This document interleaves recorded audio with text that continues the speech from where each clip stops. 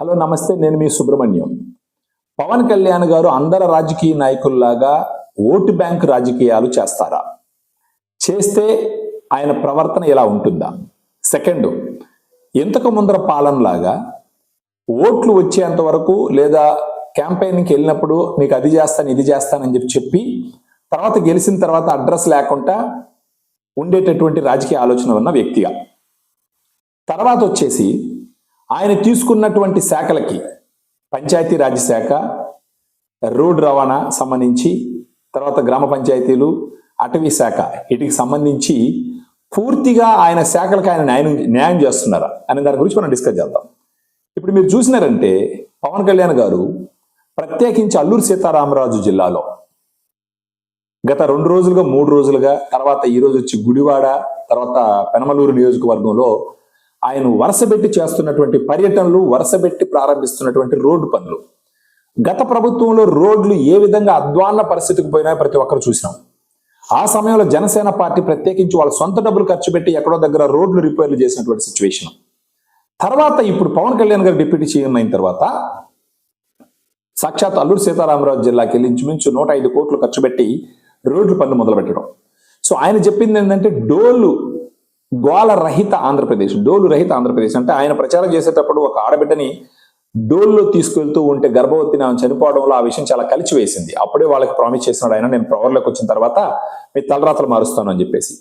ఆ విధంగా ఇప్పుడు లోటు బడ్జెట్ ఉన్నప్పటికీ పవన్ కళ్యాణ్ గారు చంద్రబాబు నాయుడు గారితో కూర్చొని 2000 గ్రామాలు ఇంచుమించు 3800 కోట్ల బడ్జెట్తో రోడ్లు నిర్మించాలని కోరినప్పుడు, లోటు బడ్జెట్ ఉన్నప్పటికీ చంద్రబాబు నాయుడు గారు వచ్చేసి 350 కోట్లు ఇమీడియట్ గా రిలీజ్ చేయమని చెప్పేసి, దాని తర్వాత పవన్ కళ్యాణ్ గారు సెంట్రల్ గవర్నమెంట్ తో ఉన్నటువంటి సంబంధాలను యూజ్ చేసుకొని ప్రధానమంత్రి జన్ధన్ పథకం ప్రకారంగా 100 మంది ఉన్న ప్రతి ఊరికి రోడ్లు వేసేటటువంటి అవకాశం ఉన్నప్పుడు రాబోయే జనవరిలో ఆల్మోస్ట్ 250 కోట్లు సెంట్రల్ గవర్నమెంట్ తీసుకొచ్చి ఈ ఏజెన్సీ ప్రాంతంలో ప్రత్యేకించి అల్లూరు సీతారామరాజు జిల్లాలో అక్కడ చాలా రోడ్లు పనులు ప్రారంభించడం జరిగింది. పవన్ కళ్యాణ్ గారు ఏమంటున్నారంటే, ఈ ఏజెన్సీ ప్రాంతాలు, గిరిజన ప్రదేశాలు అభివృద్ధి చెందాలంటే ఫస్ట్ రోడ్లు ఉండాలి. ఆ రోడ్లు ఉన్నాయంటే సిటీలతో అనుసంధానం ఉంటాయి, అక్కడ ఉన్నటువంటి కల్చరల్కి వస్తుంది, అక్కడి నుంచి జనాలు పోవడం రావడం మొదలు పెడతారు.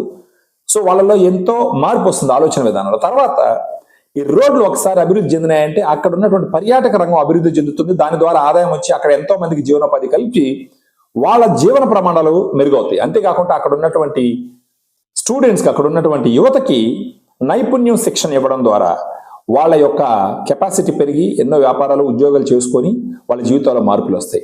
సో 70 సంవత్సరాల ఈ స్వతంత్రం వచ్చినప్పటికీ ఇప్పటికీ డోలుల్లో ఆడబిడ్డలు మోసుకుపోవడం ఏంటి అని చెప్పేసి, మీకు అలాంటి పరిస్థితులు లేకుండా ఇంచుమించు 1780 మంది ఉన్నటువంటి జనాలకి రోడ్లు సౌకర్యం కల్పించే విధంగా రోడ్డు పనులు మొదలుపెట్టడం జరిగింది. దాంతోపాటు పవన్ కళ్యాణ్ గారు సాక్షాత్ అతని సొంత హస్తాలతో రోడ్లు లోడి మరి వాటి క్వాలిటీ చెక్ చేస్తున్నారు.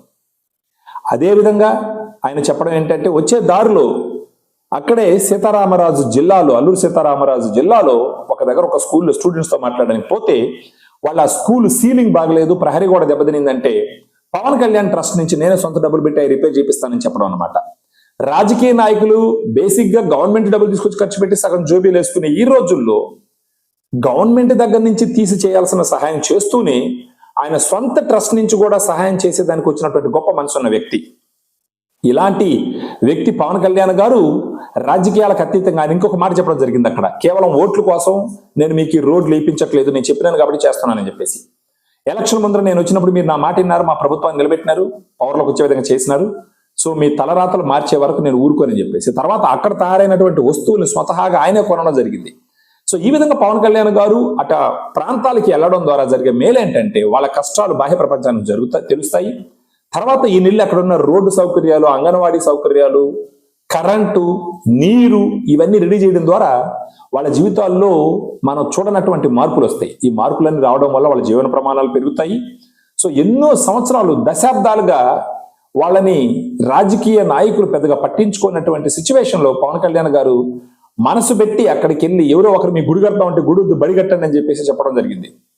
సో ఇలాంటి ఒక గొప్ప మనసు ఉన్నటువంటి పవన్ కళ్యాణ్ గారు మరొక మాట అన్నారు అక్కడ, నాకు ఎవరిని చూసి ఈర్ష్య ఉండదు, మిమ్మల్ని చూసి ఈర్ష్య వస్తుంది, ఎందుకంటే ఇంత అందమైన ప్రదేశంలో మేము నివసిస్తున్నారని చెప్పేసి. ఇలాంటి గొప్ప వ్యక్తి బహుశా ఆంధ్రప్రదేశ్ ఉండడం తెలుగు వాళ్ళు చేసుకున్నటువంటి గొప్ప అదృష్టంగా భావించాలి. దాని తర్వాత పెనమలూరు నియోజకవర్గంలో పోయేసి ఆయన ఎప్పుడో పల్లె పండగకి వెళ్ళినప్పుడు చేసినటువంటి ప్రామిస్ కోసం అక్కడ రోడ్డు పనులు మొదలుపెట్టడం జరిగింది. అదేవిధంగా వెనిగండ్ల రాము గారి నియోజకవర్గం అయినటువంటి గుడివాడకు వచ్చి అక్కడ సురక్షిత నీటి పథకానికి సంబంధించి ఫిల్టర్లు అవన్నీ చేసి అక్కడ కూడా నీటికి సంబంధించి ఆయన కూడా దానికి కూడా ఆయన మంత్రి కాబట్టి అక్కడ కూడా ఎన్నో కార్యక్రమాలు మొదలు పెట్టడం జరిగింది. సో ఇలాంటి ఒక గొప్ప వ్యక్తి పవన్ కళ్యాణ్ గారు మన డిప్యూటీ సీఎం ఉండడం మనందరం చేసుకున్న అదృష్టం. సో పవన్ కళ్యాణ్ గారు రాబోయే రోజుల్లో ఎన్నో చరిత్రలు సృష్టిస్తాడు. 6 నెలల్లోనే ఇన్ని గొప్ప కార్యక్రమాలు చేసినటువంటి పవన్ కళ్యాణ్ గారు ఇంకొక 4.5 సంవత్సరంలో ఎన్నో గొప్ప పనులు చేసి బహుశా ఆంధ్రప్రదేశ్లో రోడ్లు లేని పల్లెటూర్లు ఉండవని చెప్పుకునే దానికి మనం ఖచ్చితంగా సంతోషించాలి. సో మన ఛానల్ లైక్ చేయండి, సబ్స్క్రైబ్ చేయండి, అందరికీ షేర్ చేయండి. ఇలాంటి ఎన్నో విషయాలు మనం మాట్లాడుకుందాం. మన రాష్ట్రంలో జరుగుతున్నటువంటి గొప్ప గొప్ప పనుల గురించి మనం అవగాహన పెంచుకుంటే ఖచ్చితంగా అది ఒక శుభ పరిణామంగా మనం పరిగణించవచ్చు. Thank you very much. జై హింద్, జై ఆంధ్రప్రదేశ్.